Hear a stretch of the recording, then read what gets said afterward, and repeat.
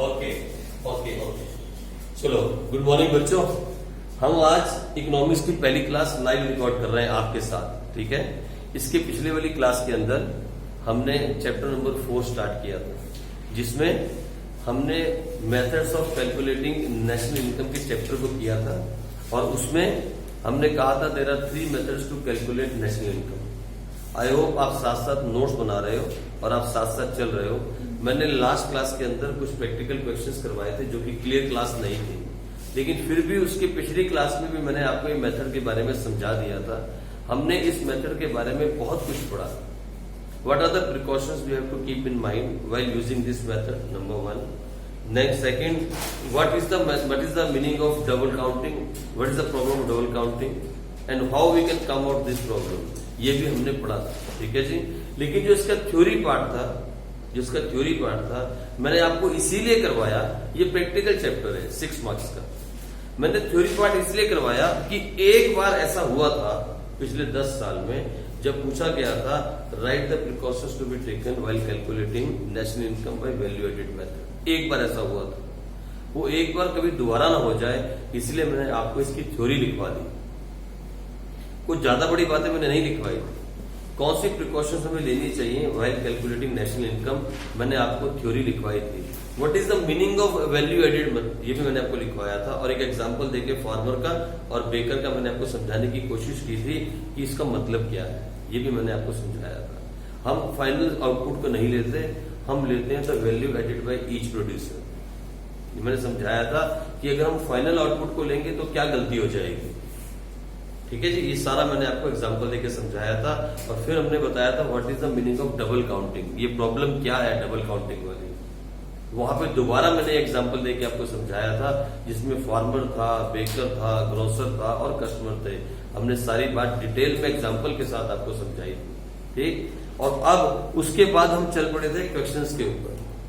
हमने कुछ क्वेश्चंस इसके किए थे, तो वैल्यू एडेड मेथड के अंदर जो क्वेश्चंस हमने किए थे, सबसे पहले वैल्यू एडेड मेथड आप लिख लो मेरे साथ फटाफट। वैल्यू एडेड मेथड के क्वेश्चंस को सॉल्व करने के लिए सबसे पहला स्टेप था, the step number 1 was to calculate GVA at MP। Sir GVA के बारे में आपने कभी पढ़ाया नहीं, तो सुनो, अगर आप GVA को नहीं जानते तो फिर आप इसे जानते हो, GDP एट MP। इसी को GDP एट MP कहते हैं, क्योंकि ये वैल्यू एडेड मेथड है। तो यहां पे हम लिखते हैं gross value added at market price. सबसे पहला स्टेप जो है वो हम यही निकालते हैं, GVA एट MP। ये निकालो या ये निकालो, ऑल सेम, ये एक ही है। तो जब हम GVA एट MP निकालते हैं, इसको निकालने का फॉर्मूला था VOO minus IC। VOO minus IC। Sir VOO क्या होता है? VO है वैल्यू ऑफ आउटपुट, और VOO का मतलब है sales plus change in stock. जितना हमने माल बेचा, अगर सारा बिक गया तो ठीक है, नहीं तो फिर जितना स्टॉक में चला गया। सर चेंज इन स्टॉक कैसे निकालते हैं? Closing stock minus opening stock. बस ये एक बात आपको दिमाग में रखनी है, सिर्फ एक सिंगल छोटी सी बात आपको दिमाग में रखनी है, क्योंकि नेशनल इनकम निकालने के लिए एक एग्रीगेट का आना जरूरी है, किसी एक का आना जरूरी है, और हम उसको निकालेंगे क्या? GVA at MP। उसके बाद हम कहीं भी जा सकते हैं, यू कैन मूव एनीवेयर, ठीक है। तो और इसके कुछ क्वेश्चंस आज मैं आपको बुक से करवाऊं। ये बुक जो है ना SK अग्रवाल की बुक है। मैं इस बुक से आपको क्वेश्चन इसलिए करवा रहा हूं कि इसके 10 के 10 क्वेश्चन CBSE बोर्ड में आए हुए हैं। जितने भी क्वेश्चन इस बुक में दिए हैं, सारे कभी ना कभी पेपर में आए हैं, ठीक है, कहीं ना कहीं आए हैं। तो आओ पहला क्वेश्चन मैं आपको करवाऊं। फर्स्ट क्वेश्चन जो है, आओ वहां से स्टार्ट करें। फर्स्ट क्वेश्चन से आ जाओ। भगवान का नाम ले लो, आप भगवान का नाम ले लो, और फर्स्ट क्वेश्चन से स्टार्ट करते हैं। चलो जी, फर्स्ट क्वेश्चन से लिखो मेरे साथ आप जल्दी से। हम फर्स्ट क्वेश्चन से स्टार्ट करें। लो जी, कैलकुलेट करो NV/FC। सुनो मेरी बात, कुछ भी निकालना हो वैल्यू एडिट मेथड से सबसे पहला स्टेप क्या है? स्टेप नंबर 1, सबसे पहला स्टेप क्या है? Calculate GVA/MP। सबसे पहले हम निकालेंगे GVA/MP। सबसे पहला स्टेप क्या है? कैलकुलेट GVA/MP और इसका फॉर्मूला है VOO minus IC। Sir VOO क्या होता है? Value of output. VO का मतलब है वैल्यू ऑफ आउटपुट और इसको निकालने के लिए करना पड़ता है sales plus change in stock.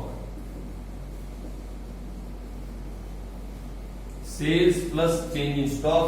इस क्वेश्चन के अंदर सेल्स है, जो आइटम यूज करते जाओ उसे काट देंगे ताकि कंफ्यूजन ना हो। सेल्स हो गया 540 plus change in stock. Sir change in stock कैसे निकालते हैं? Closing stock minus opening stock. ये रहा आपका 10 क्लोजिंग स्टॉक और ये रहा ओपनिंग स्टॉक माइनस 20। तो क्या आ गया बताना? 540 माइनस 10 इज इक्वल टू 530 आया। क्या आया? 530। क्या आ गया? VOO। अभी IC निकालना है, देखो इधर। तो ये हो गया VOO 530 minus IC। Sir IC तो गिवन नहीं है, यहां कहीं IC नहीं है। ये रहा IC, purchase of raw material. Intermediate consumption मतलब परचेज ऑफ रॉ मटेरियल। इसको माइनस करो, कितना आ गया आपके पास? GVA/MP जरा जल्दी बताओ तो फटाफट।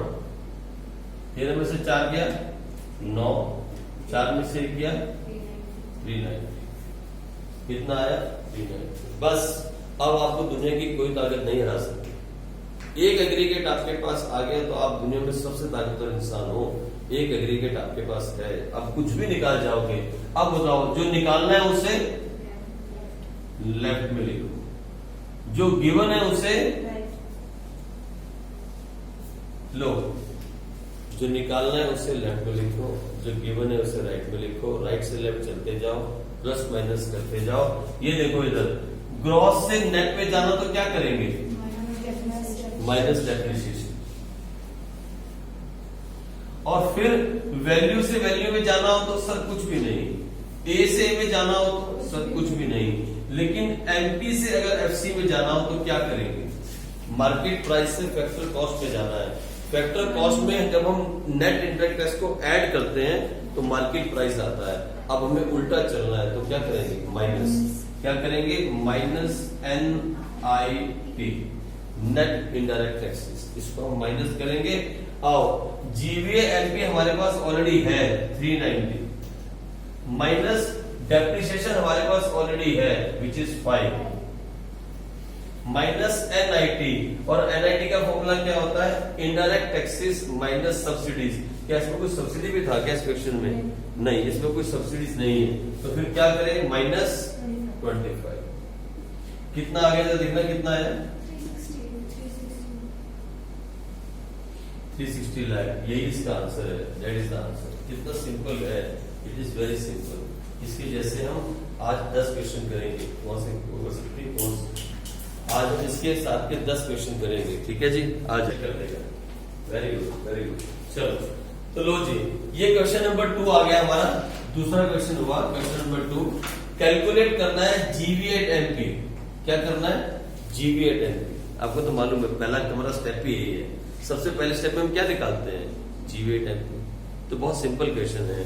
तो सबसे पहला स्टेप है GVA/MP निकालो और वो होता है VOO माइनस IC। और VOO का फॉर्मूला क्या होता है? जल्दी बताओ। VOO का फॉर्मूला क्या है? Sales plus change in stock. Sales कितनी गिवन है इस क्वेश्चन में? ये रही सेल्स। Sales is 700। मैं काट देता हूं। Sale is 700 plus change in stock. Sir change in stock कैसे निकालते हैं? Closing stock minus opening stock. हमेशा याद रखना, चाहे माइनस में आए चाहे प्लस में आए, closing stock minus opening stock. ये आ गया 700 प्लस 10 710। ये याद। अब इसमें से IC माइनस करना है। 710 में से IC माइनस करो। क्वेश्चन में सीधा सीधा IC दिया हुआ है तो आंसर आ गया 310। यही निकालना था इस बार, हमें यही निकालना था। सर ये सब्सिडीज का कोई यूज नहीं हुआ, ये डेप्रिसिएशन का कोई यूज नहीं हुआ, ये जीएसटी का कोई यूज नहीं हुआ, फिर क्या हुआ? ना हमने तो यूज जो मांगा वो निकाल दिया, जीवीएमपी मांगा तो हमने निकाल दिया। अगर हाँ यही वो कहता, इसी क्वेश्चन में कहता, इसी क्वेश्चन में कैलकुलेट एनपीए एट एफसी, मान लो ये कह देता, या बोल देता कैलकुलेट नेशनल इनकम, मान लो इसी क्वेश्चन में बोलता, इसी क्वेश्चन में कहता कैलकुलेट नेशनल इनकम, लेकिन उसके लिए उसको एनपीफा देना पड़ता है, एनपीफा नहीं है ना, इसमें एनपीफा होना जरूरी था। तो कुछ भी मांग सकता है, कुछ भी पूछेगा, आपको तो सिर्फ ये ध्यान में रखना है कि एक एग्रीगेट आना जरूरी है। जिस दिन क्वेश्चन में एक एग्रीगेट गिवन हो या एक एग्रीगेट आप निकाल जाओ, समझ लेना क्वेश्चन सॉल्व हो गया, एक निकालना जरूरी है। तो अगर पूरे वैल्यू एडेड मेथड में मेरे से आप पूछो कि सर वैल्यू एडेड मेथड का तोड़ क्या है, तो मैं कहूंगा उसका तोड़ है जीवीए एट एमपी। एक ही तोड़ है, जीवीए एट एमपी। यानी अगर आपने ये वाली बात सीख ली, GVA gross value added at market price, कैसे? जितनी हमने सेल्स की, अगर सारा माल बिक गया तो सिर्फ सेल्स, अगर नहीं बिका तो उसमें प्लस कर दो चेंज इन स्टॉक। जो हमने माल बेचा वही तो हमने वैल्यू एडेड की ना, तो फिर sales plus change in stock. बस एक छोटा सा फॉर्मूला दिमाग में बिठाना है, क्या? ये देखो, sales plus change in stock, VO आ गया, और फिर उसमें से माइनस कर दिया क्या, जो हमने रॉ मटेरियल यूज किया, तो क्या आ गया, जीवीए एट एमपी। इतनी सी बात को दिमाग में लेके आपको चलना है, बस एक फॉर्मूले को, क्योंकि एक एग्रीगेट अगर आपने पकड़ लिया तो फिर उसके बाद आप कहीं भी जा सकते हो यूजिंग द गोल्डन रूल्स। उनको यूज करके आप कुछ भी निकाल सकते हो, जो मर्जी वो मांगे आप निकाल सकते हो। ठीक है जी, आओ एक क्वेश्चन और करते हैं, एक और क्वेश्चन करें। क्वेश्चन नंबर 3 पे आए फटाफट, आज हम तेज चले। हाँ, ये क्वेश्चन है जो पेपर में आता है, ऐसे क्वेश्चन जो है वो पेपर में आते हैं। अगर वैल्यू एडेड मेथड आया ना तो फिर ये आएगा, तो सिंपल नहीं आएगा, ये क्वेश्चन आएगा। ठीक है, इसमें कुछ नहीं है, घबराना नहीं है। पहले देखो क्वेश्चन में मांगा क्या है, what they have asked for, क्या मांगा है? Value added by firm X and firm Y. सबसे पहली कंफ्यूजन, सर अगर सिर्फ वैल्यू एडेड लिखा हो तो हम निकालते क्या है? ये पहली कंफ्यूजन है माइंड के अंदर। अगर क्वेश्चन में ये ना लिखा हो find NV at FC, NV at MP, GV at MP, कुछ नहीं लिखा उसने, क्या लिखा उसने? Value added. तो सुनो मेरी बात, first thing to be noted, आप ये नोट कर लो। पता नहीं मेरा रेड पेन कहां चला गया, ये रहा। आप ये बात नोट कर लो, अगर क्वेश्चन के अंदर सिर्फ वैल्यू एडेड मांगा जाएगा, वैल्यू एडेड, तो हमेशा क्या निकालोगे?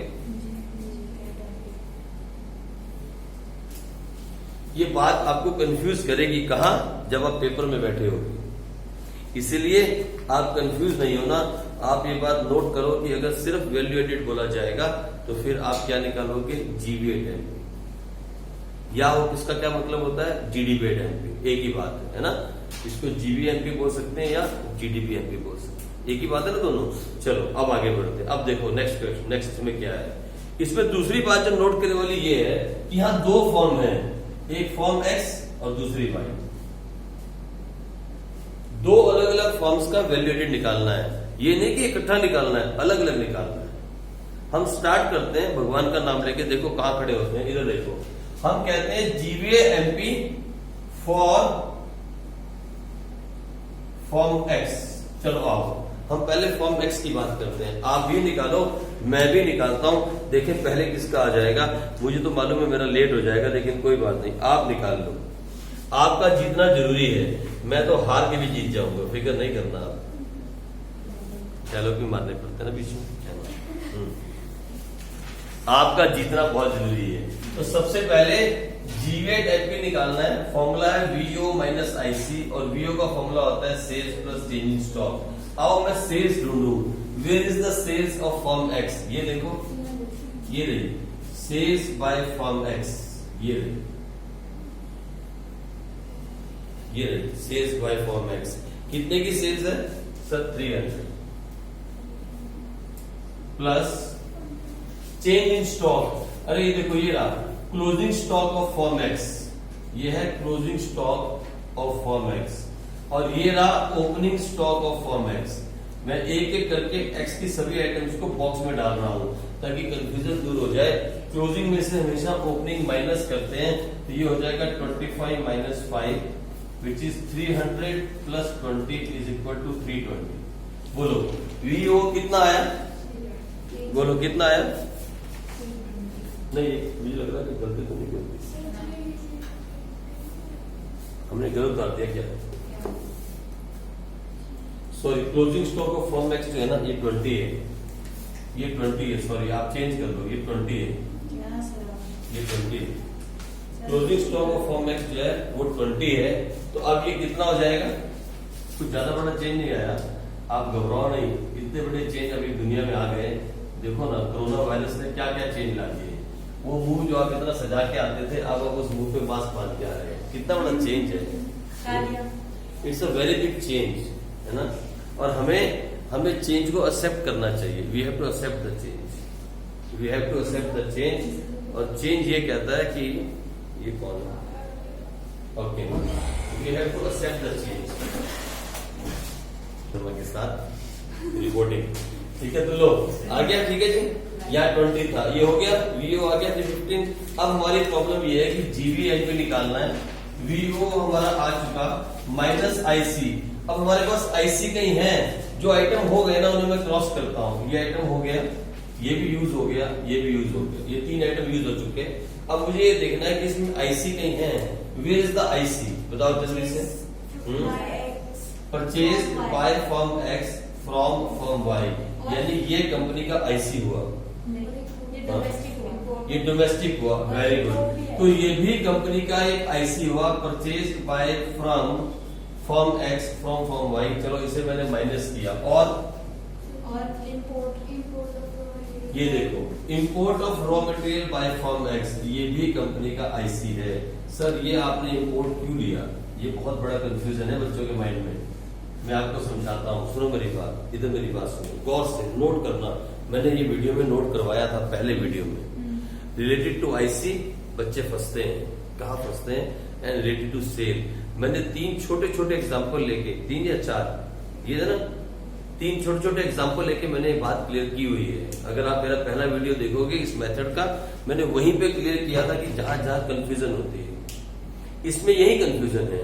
सुनो मेरी बात, अगर मैं सीधा सीधा दे देता intermediate consumption of firm x, आप मेरी बात गौर से सुनना और गौर से इसको नोट करना, इसे आप नोट डाउन करना।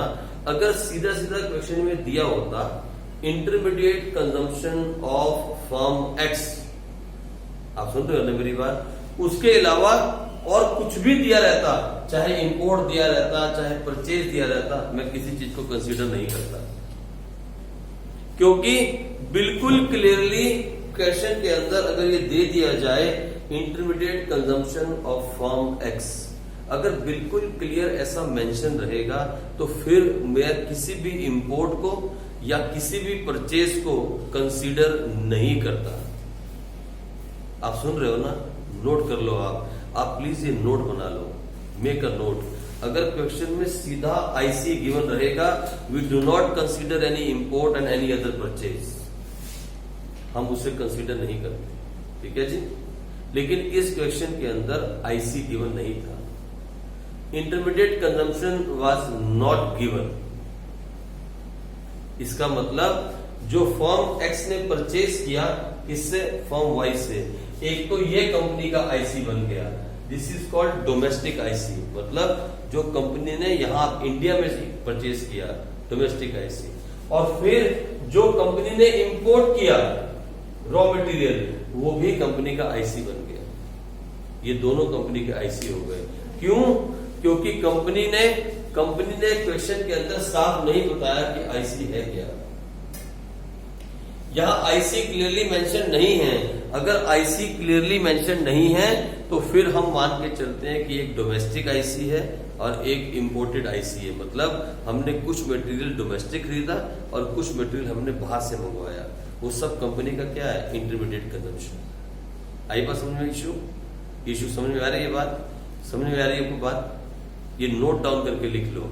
अगर क्वेश्चन में सीधा आईसी गिवन है, we do not consider imports and any other purchase. But if the question is not clear, then we have to find the IC. We have to add the domestic IC plus imported one, दोनों को plus करना पड़ेगा। तो answer कितना आया जरा बताओ तो, कितना, कोई कितना आया? 165। लो, इसका पहला आंसर ठीक आ गया। अब निकालते हैं हम for firm Y, for firm Y. Firm Y के लिए निकालें, फॉर्मूला सेम है, फॉर्मूला सेम है, VOO माइनस IC। मैं सेल देखता हूं, where is the sale by firm Y, ये देखो सेल बाय फॉर्म वाई, ये लो मैं इसे ऐसे क्रॉस करता हूं, ये हो गया 250 माइनस IC।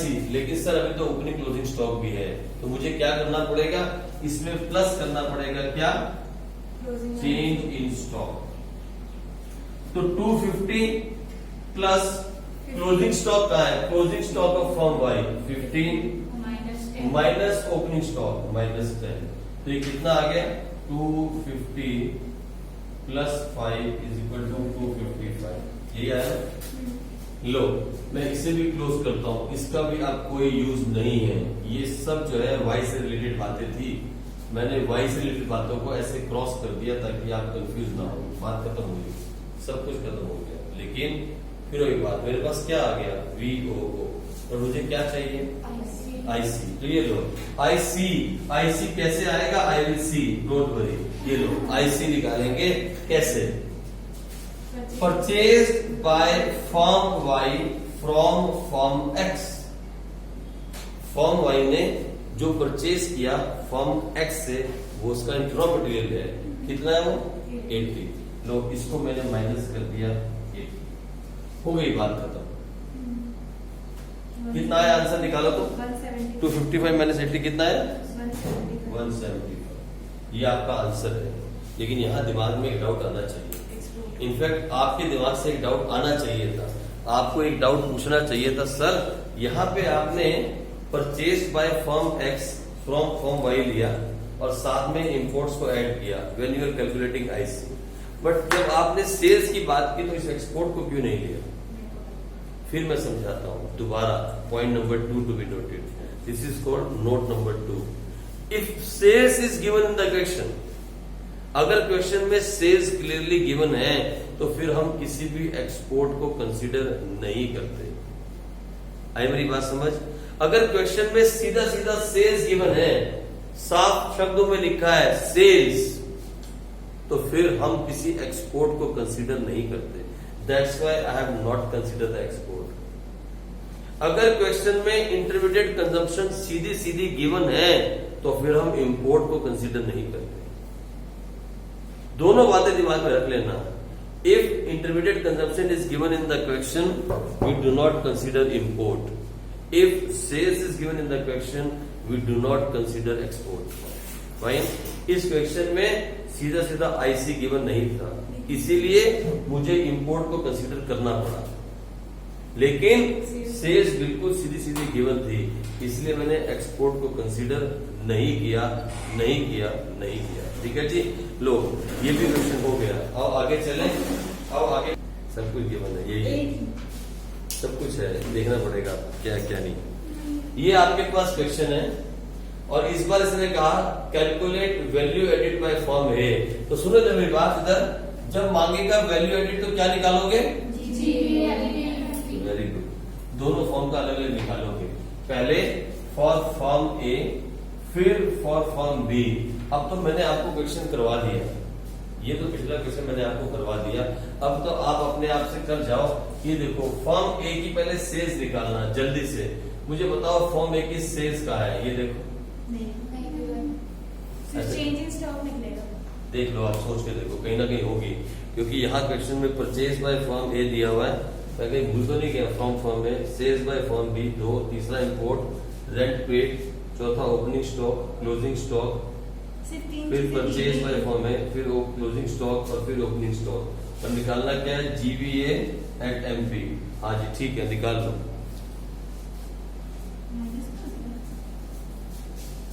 लो स्टार्ट करो फटाफट जल्दी से। सबसे पहले आप ये देखो कि फॉर्म ए की सेल्स क्या है। मैं बोलता हूं ये रही sales 40, purchase by firm B from firm A. Firm B ने जो फर्म बी से परचेज किया वो फर्म ए की सेल्स है। सुनो मेरी बात, परचेज किया ना, किसने परचेज किया? फर्म बी ने। किससे परचेज किया? फर्म ए से। तो फर्म ए ने बेचा होगा तभी परचेज किया होगा, तो क्या आ गई? उसकी सेल्स आ गई। ये देखो, purchase by firm B from firm A, ठीक है। फर्म बी ने परचेज किया, किससे परचेज किया? सर फ्रॉम फर्म ए से। तो फर्म ए की सेल वही हो गई जिसकी परचेज हुई 40, ठीक है। चलो आगे चले।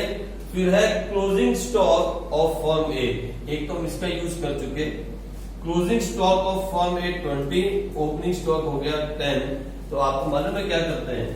20 माइनस 10, तो ये हो गया 40 plus 10 is equal to 50। VOO किसका आया 50? जल्दी बताओ, VO 50 किसका आया? ठीक है, आ जाओ।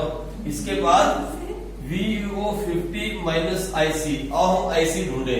Where is the intermediate consumption of firm A? जरा ढूंढोगे। ये सब हम कर चुके यूज, इसका यूज हम कर चुके, इसका यूज हम कर चुके, इसका यूज हम कर चुके। बोलो ना फटाफट, कहीं है क्या? ये देखो, purchase by firm A from firm B. ये फर्म ए का IC है। This is the IC। कोई इंपोर्ट नहीं दिया, कुछ नहीं दिया। इसको हमने -20 किया, ये आ गया 30। ये आ गया हमारे पास value added by firm A. अब हमें निकालना है GVA at MP for firm B. For firm B निकालना है। फॉर्मूला सेम है, VOO माइनस IC, और VOO निकालने का फॉर्मूला होता है sales plus change in stock. तो सेल्स कितना है? और जरा सेल्स देखें, इधर देखो, सेल्स बाय फर्म बी, ये रही 80, प्लस चेंज इन स्टॉक, ये रहा opening stock of firm B and closing stock of firm B. तो हम क्या करेंगे? 20 minus 15, 80 plus 5 is equal to 85। लेकिन अभी काम पूरा नहीं हुआ, अभी तो VO में से IC माइनस करना है। तो VO कितना आ गया? 85। इसमें से IC माइनस करना है। जरा ढूंढना IC कहाँ है, फटाफट से जरा ढूंढो IC कहाँ है। Rent paid is not an IC, it's an expense. Rent paid IC नहीं है तो एक्सपेंस है। रेंट IC का मतलब है सिर्फ और सिर्फ क्या? रॉ मटेरियल, ठीक है। तो लो कितना है जरा बताओ तो फटाफट, जल्दी से फटाफट बताओ कितना है। 85 से क्या माइनस करूं पहले? एक तो ये रहा परचेज बाय फर्म बी। जो फर्म बी ने परचेज किया वो भी IC है, और दूसरा इंपोर्ट बाय फर्म बी, जो इसने इंपोर्ट किया वो भी IC है। यानी फर्म बी का ये भी IC है और फिर ये भी IC है, दो IC है। बात समझे आप? कितना आगे टोटल बताओ कितना? 35। आंसर क्या है? 35। Very good. ऑफ कर, ठीक है जी। चलो